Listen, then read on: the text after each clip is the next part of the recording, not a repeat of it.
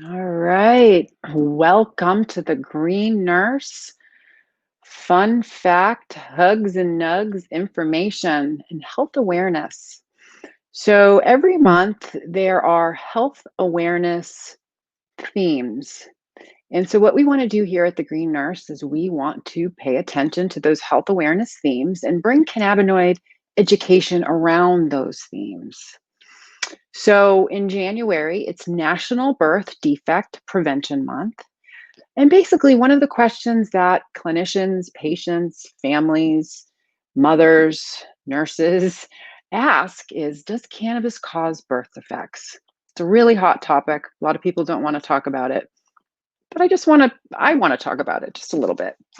We talked about it today on our show, but I wanted to just break it down just a little bit further and just get to the bullet points. So, pregnancy. There are risks associated with every substance during the perinatal period. So, I am a mother. I have 3 children. All of my pregnancies were pretty traumatic.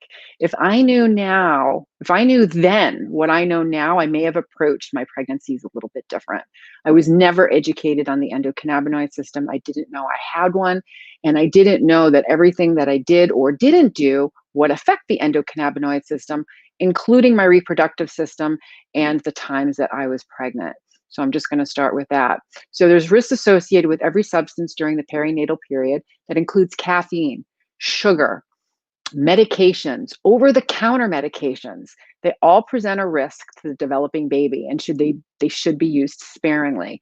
So when I'm looking at patients now that come to us for cannabinoid education that are pregnant, we need to talk about the risk benefit ratio, legal risk reduction, and the law. So those are really important things to consider, and we'll get into those in a minute. So I want to talk a little bit about research and studies. All of the studies that have been done are retrospective, meaning they're looking at it over time. And all of the large studies that I have found have failed to include that there is a fetal, infant, baby, child harm associated with cannabis exposure during perinatal periods. However, the absence of confirmed harm doesn't mean that the substance is safe. So just put that in the back of your mind. And with all fairness, when it comes to research for product safety and the utilization of cannabinoids, pregnant and breastfeeding women tend to be precluded from clinical drug studies. So pregnant and breastfeeding people use general medications that are considered probably safe, or they don't have those black box warnings, or that have been determined to be necessary when the benefits of medication use outweighs the risk to both parent and baby. Cannabis would most likely fall into that category, but we're not there yet. Everyone's looking for the research. The other thing that's really important that I always want to bring up when it comes to research and when we're working with patients and trying to get that double-blind placebo that so many people are looking for is when we're thinking about the endocannabinoid system, cannabinoids, and how it interacts in our bodies and studying that. One of the most important things that comes into the back of my mind is this. Everything that we're doing or not doing in our lives affects our endocannabinoid system. So are these studies including the variable factors of diet, nutrition, alcohol use, cigarette use, over-the-counter medications, health and wellness tools, stress management, sleep? So we have all of these other things that affect our endocannabinoid system. So it's really important to decipher, do these large studies include that information and data? So that's just something that was in the back of my mind. The other thing too, when we're looking at research, and it just has to do with because of the mere fact that they can't study this on pregnant and breastfeeding women, or they're not doing it, is that there is no any proven products that exist. So there's not any cannabis products, strains, or cannabinoids that have been confirmed or proven to be safe for use during pregnancy and breastfeeding. This includes all CBD products. Truly a bummer to hear that. However, just because it hasn't been proven yet doesn't mean that it's not safe. So I'm looking at both sides of the coin and playing both sides. You all know that I am fond of cannabinoids. And if, like I said, if I knew then what I knew now, I may have done things differently. And here's the reason why. I was pregnant with twins. And during that pregnancy, the initial beginning of my pregnancy, I suffered from hyperemesis syndrome. So I had uncontrollable nausea and vomiting that almost landed me in the hospital.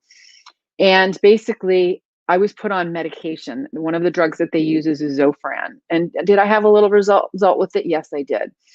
However, one of the twins died in utero. So during the pregnancy, I had to carry an alive baby and then a baby that wasn't alive. And the thought went through my mind, is there something that I did that could have caused this? So that goes through your mind at all times. Is there something that I, shoulda, coulda, woulda, could I have done something differently? So I don't know, however, it's always in the back of my mind. The other thing I want to bring up is my third child. I had a boy and he had a rare genetic disorder. I was on pharmaceuticals at the time when I got pregnant. I didn't know I was pregnant, but once I found out I was pregnant, I stopped the pharmaceuticals. However, my son was born into this world with birth defects, and it was later revealed over time as him having a rare genetic disorder that was passed on to him by his dad, who carried the gene. But until we discovered that, the back of my mind, could those pharmaceuticals that I was taking unknowingly while I was pregnant cause this birth defect?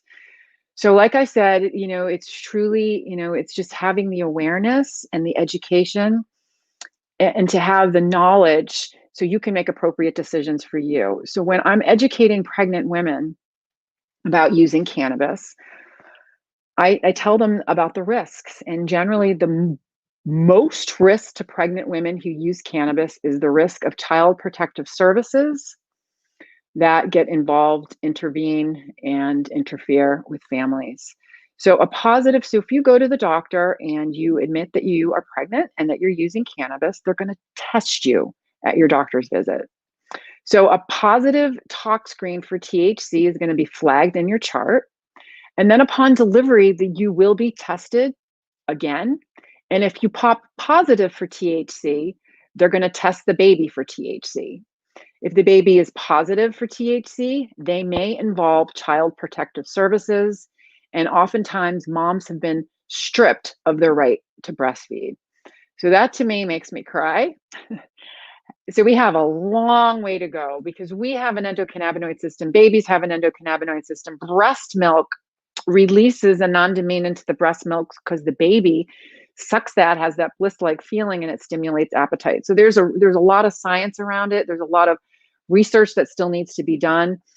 However, we need to be educators that pregnant people who use cannabis are at risk for being charged with child abuse and neglect in certain states. Children have been removed for parental cannabis use. So it's really, really important that you're mindful of your own state laws and include the risk in your analysis to determine whether or not cannabis is good for you to use as medicine. Truly believe cannabis is medicine, but it's still a very much illegal substance at the federal level. And basically, this has resulted in a litany of straight up bad policies, legislation that do more harm than good. So if you're pregnant and using cannabis, please reach out to a cannabinoid specialist. We are here for you at the Green Nurses. There are other health and wellness tools that you can use to nourish and upregulate your endocannabinoid system. We are not saying to stop using cannabis, but what we are saying is to be educated on the endocannabinoid system so you can make a choice that is best for you and your family. So reach out to us at www.thegreennurse.com. Remember, it is about living your best life.